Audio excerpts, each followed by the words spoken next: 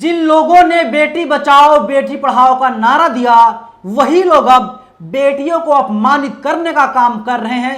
ये खुल करके अब समाजवादी पार्टी के राष्ट्रीय अध्यक्ष अखिलेश यादव कर रहे हैं। क्यों कह रहे हैं अखिलेश यादव ये सारी बातें आगे वीडियो में मैं आपको बताऊंगा।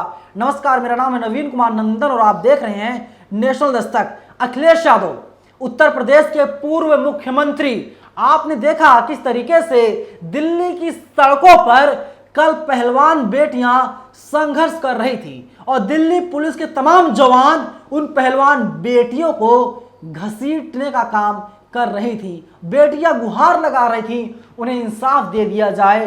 बेटियां चीख रही थी, चिल्ला रही थी, लेकिन कोई सुनवाई उनकी नहीं हुई। समाजवादी पार्टी के जो मुखिया हैं, इस वक्त के राष्ट्रीय अध्यक्ष हैं अखिलेश यादव, उन्होंने ट्वीट किया है, जब वोट चाहिए था तो बेटी बचाओ का नारा दिया, आज बेटियों को अपमानित कर रहे हैं। वोट की जरूरत नहीं है तो क्यों बेटी बचाएंगे? यही नारी बेटियां, माताएं, बहनें इनको अगले चुनाव में सबक सिखाएंगी। और देखिए, आप सुनिए अखिलेश यादव और क्या कुछ कह रहे हैं। यही तो है बेटी बचाओ। जब वोट चाहिए था तो बेटी बचाओ का नारा दिया, आज बेटियों को अपमानित कर रहे हैं। अब वोट की जरूरत नहीं है तो इसलिए क्यों बेटी बचाएंगे?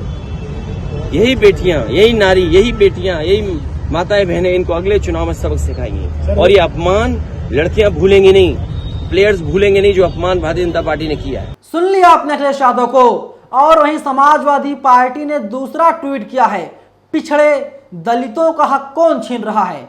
बाबा साहब ने जो अधिकार दिए उन अधिकारों को छीनने का काम भाजपा कर रही है। आप यूनिवर्सिटी में देखिए भर्ती किसकी हो रही है, अपने लोगों को भर्ती कर रहे हैं, नौकरियां छीन रहे हैं, अवसर रोजगार नहीं दे रहे हैं। यह लोग सपना दिखा रहे थे गरीब को इलाज मिलेगा, किसी सरकारी अस्पताल में इलाज नहीं मिल रहा, बेरोजगारी, महंगाई बढ़ गई। हम समाजवादियों ने पिछड़े दलितों को जगाने का काम किया कि आपका वोट लेकर आपका ही हक ये लोग छीनने का काम कर रहे हैं। सुनिए अखिलेश यादव को। जाए, पिछड़ों को जोड़ा जाए, बहुजन के साथ अन्याय न हो, हमारा संविधान ये कहता है। और संविधान में जो अधिकार मिलते हैं, क्या भारतीय जनता पार्टी लगातार उन अधिकारों को नहीं छीन रही है? आज भारतीय जनता पार्टी को परंपरा क्यों याद आ रही है? इन लोगों के लड़ने से ये बात साफ हो कि पिछड़े और दलितों का हक कौन छीन रहा है। बाबा साहब भीमराव अम्बेडकर जी ने जो अधिकार दिए हैं, उन अधिकारों को छीनने का काम अगर कोई कर रहा है तो वो भारतीय जनता पार्टी है। लेटरल एंट्री क्या है, आउटसोर्स क्या है, प्राइवेटाइजेशन क्या है, और यूनिवर्सिटी से लेकर के कॉलेजों में भर्ती, कॉलेजों में नौकरी। आप यूनिवर्सिटी में देखिए भर्ती किसकी हो रही है? मन चाहिए अपने लोगों को यूनिवर्सिटियों में भर्ती तय करना, नौकरी उन्हें देना। आप नौकरियां छीन रहे हैं, अवसर छीन रहे हैं, रोजगार नहीं दे रहे हैं, तो आखिरकार ये समाज जाए कहां?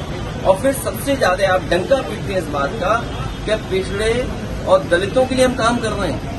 आप क्या काम कर रहे हो? आप उनका हक छीन रहे हो। संविधान में जो व्यवस्था है उस व्यवस्था से आप दूर रखना चाहते हैं। फिर अगला ट्वीट आता है समाजवादी पार्टी का, ये लोग बीजेपी के लोग लेटरल एंट्री पर एक जवाब नहीं दे सकते। बीजेपी के लोगों ने आउटसोर्स में मनमानी भर्ती की है, उसका जवाब उनके पास नहीं है।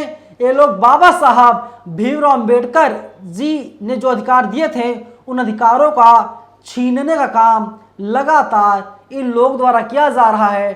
और अखिलेश यादव कह रहे हैं कि जो भारतीय जनता पार्टी की सरकार है ये 10 नंबरी की सरकार है। एक बार फिर से सुन लीजिए अखिलेश यादव और क्या कुछ कह रहे हैं। सवाल जीत हार का नहीं है, सवाल संख्या का नहीं है। ये बीजेपी के लोग लेटरल एंट्री पर एक भी जवाब नहीं दे सकते। ये बीजेपी के लोग जिन्होंने आउटसोर्स में मनमानी भर्ती की है और जो काम पा रहे हैं उनको एक्सप्लॉइट कर रहे हैं, उसके जवाब इनके पास नहीं है। जिस तरीके से प्राइवेटाइजेशन हो रहा है, बाबा साहब भीमराव अम्बेडकर जी ने जो अधिकार दिए थे उन अधिकारों को छीनने का काम कर रहे हैं। आज नौकरी नहीं है और नौजवान सड़कों पे घूम रहा है। ये सरकार वो है जो कहती है कि केवल 100 में 4 लोग बेरोजगार हैं। इनकी बात कौन मानेगा?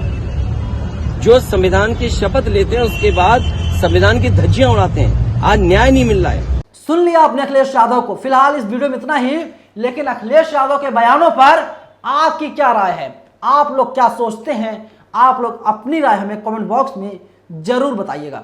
धन्यवाद। नेशनल दस्तक की आपसे गुजारिश है कि अगर इसको बचाना चाहते हैं तो नेशनल दस्तक को सब्सक्राइब करने के लिए रेड कलर के सब्सक्राइब बटन को दबाएं, फिर बेल आइकन की घंटी दबाएं। नेशनल दस्तक को बचाने के लिए बहुत जरूरी है कि हर खबर को शेयर करें, लाइक करें, कमेंट जरूर करें।